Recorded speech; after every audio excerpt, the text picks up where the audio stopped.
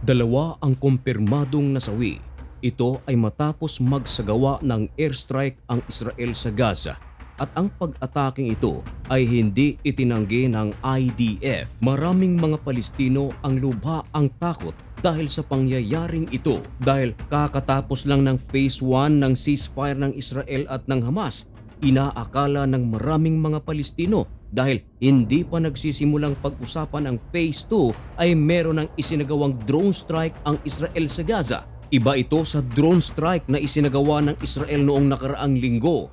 Baka kasi sabihin ng iba, paulit-ulit na lang. Huwag ka, boy, sapagat ito ay hindi paulit-ulit. Ito ay matapos lamang ang ilang oras na mai-upload ang video ito. Ibinalita ito ng The Times of Israel.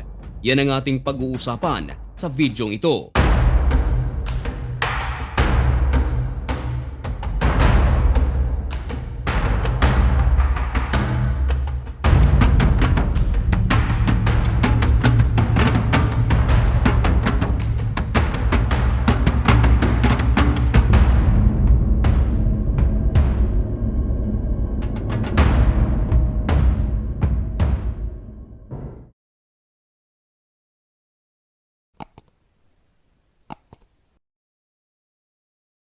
Maligayang pagbabalik mga kaibigan. Kumusta ang inyong araw na Sabado? Ngayon ay March 8, 2025. Medyo late na nang mai-upload natin ang video ito. Mag-aalas 10 na ng gabi, March 8. Dahil kakapasok lamang ng balitang ito at kinakailangang i-update natin ang ating mga taga-subaybay sa channel na ito. Ang update na ito ay tungkol sa isinagawang pinakabagong drone strike ng Israel sa Gaza. Ang tanong, bakit nagsagawa ng drone strike ang Israel? Bago yan, i-fact check muna natin ang balitang ito para sa mga diskumpiyado. Ang balitang ito ay kinumpirma rin ng Daily Tribune. Kung iyong mapapansin, 1 oras lamang ang nakalipas matapos mai-upload ang videong ito. Ibinalita rin ito ng Anadolu Agency, isang Turkish news agency, at kung iyong mapapansin, 10 minutes pa lamang ang nakakalipas. Maging ang pinagkakatiwalaang pinagkukunan ng balita ng mga Arabo, ang Al Arabiya English, ibinalita rin ng Israel ay nagsagawa nga ng drone strike sa Gaza. 1 oras pa lamang ang nakakalipas. At ang pinakahuli sa lahat ay ang The Times of Israel.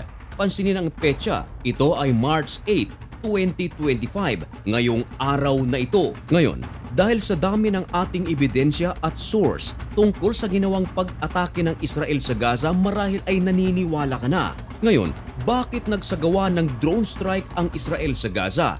Kanina, sinabi natin na 2 ang kumpirmadong nasawi, pero kakapasok lamang na balita mga kaibigan, ito ay nadagdagan na ng isa. Ibig sabihin, 3 na ang kumpirmadong nasawi sa drone strike ng Israel sa Gaza. Ayon sa ulat ng The Times of Israel, inamin ng Israeli military na hindi sila nagdalawang isip na magsagawa ng drone strike dahil noong magpalipad sila ng drone mula sa Israel upang magmanman sa Gaza, kasama kasi ito sa isinasagawang pagbabantay ng Israel Defense Forces sa borders ng Israel at Gaza, partikular sa southern part of Gaza at northern part of Israel. Ngayon, habang lumilipad ang kanilang surveillance drone, take note mga kaibigan, ang drone na ito ay walang bomba, kundi ang drone na ito ay camera footage lamang. Ngayon, kinuha ito ng maraming mga tao sa Gaza. Of course, ang iisipin ng Israel, ano kaya ang binabalak ng mga taong ito? Bakit ayaw nila na ang Israel ay mag-inspeksyon sa naturang lugar? Iisipin ngayon ng Israel, ito ay banta para sa seguridad ng mga Israeli people. At dahil talagang kinuha ang mga drones ng Israel, agad na nag-utos ang gobyerno ng Israel na magpalipad ng Air Force drone. At ang drone na pinalipad ng Israel, hindi na ito drone na nagdadala lamang ng kamera, kundi ang drone na ito ay may kasamang mga bomba. At ito na nga mga kaibigan, pinasabog ito ng puwersa ng Israel sa southern part of Gaza. Wasak ang maraming lugar at ang particular na target ng Israel ay hindi nakaligtas. Tinamaan ito makalipas lamang ang ilang sandali, tumambad at kumpirmado 3 ang nasawi. At eto pa mga kaibigan, mismong Palestinian media na ang nagbalita na talagang nagsagawa ng airstrike ang Israel sa kanilang lugar at kumpirmado mga kaibigan na merong mga nasawi Maliban sa mga nasawi, ayon sa Palestinian media, meron ding mga sugatan at kasalukuyang ginagamot. Ngayon, of course, marami ang nagtatanong bakit magsasagawa ng inspeksyon ng Israel sa southern part of Gaza gayong hindi naman ito pag-aari ng Israel. Ganito mga kaibigan, nitong nakaraang linggo lamang, iniulat mismo ng Palestinian media, kinumpirma rin ng The Times of Israel na maraming mga kontrabando ang nag-a-attempt na pumasok sa Gaza Strip. Ngayon, ano naman ang meron dito? Malaki mga kaibigan sapagat ang naturang mga kontrabando, meron itong mga kargang drones, mga weapon at ang pinakamalubha sa lahat mga kaibigan, meron pa raw itong mga ipinagbabawal na gamot. Kaya ayon sa Israel, isa ito sa kanilang countermeasure upang hindi na maulit ang pag-attempt ng pagpasok ng mga kontrabando papasok mismo sa Gaza. Dahil kung hahayaan lamang daw nila, marami ang mga papasok sa Gaza na kung saan karga nito ay ang mga armas. At para saan ang mga armas na ito? Gagamitin ito para maghari-harian na naman daw sa Gaza. At higit sa lahat, pwede itong gamitin upang atakihing muli ang Israel. Ayon sa Israel, hindi raw nila papayagan na muling maulit ang October 7, 2023. Kaya eto na, hindi nagdalawang isip ang Israel, drone strike agad ang kanilang isinagawa. At eto pa mga kaibigan, dagdag pa sa sinabi ng Israeli military, maliban sa ibang mga drones na kinuha ng mga suspect, pinabagsak pa ito, pinasabog daw ito. Kaya galit na galit ang Israeli military dito. Kaya ngayon mga kaibigan, marami na namang mga Palestino ang nangangamba dahil sa pangyayaring ito.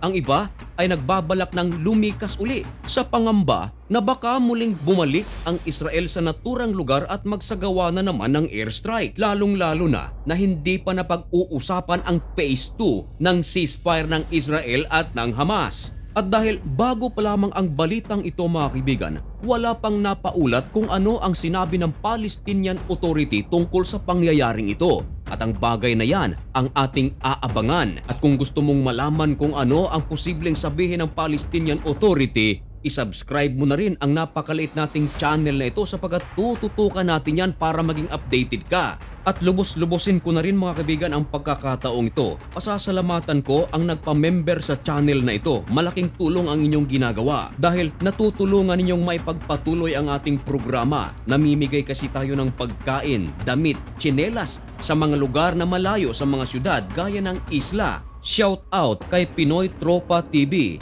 Victor 1975, FDAS Fire Safety Team at Vlog TV. Babilin Santos, maraming salamat sa inyong pagpapamember. At kung nais nyong maging member ng channel na ito, maaaring i-press lamang ang join button at isa-shoutout ko kayo sa ating mga video. At sa lahat ng aking mga kababayan dito sa Pilipinas at sa lahat ng ating mga OFWs kahit saang dako ng mundo, mag-ingat po kayo. May God bless you and thank you so much for watching. Goodbye!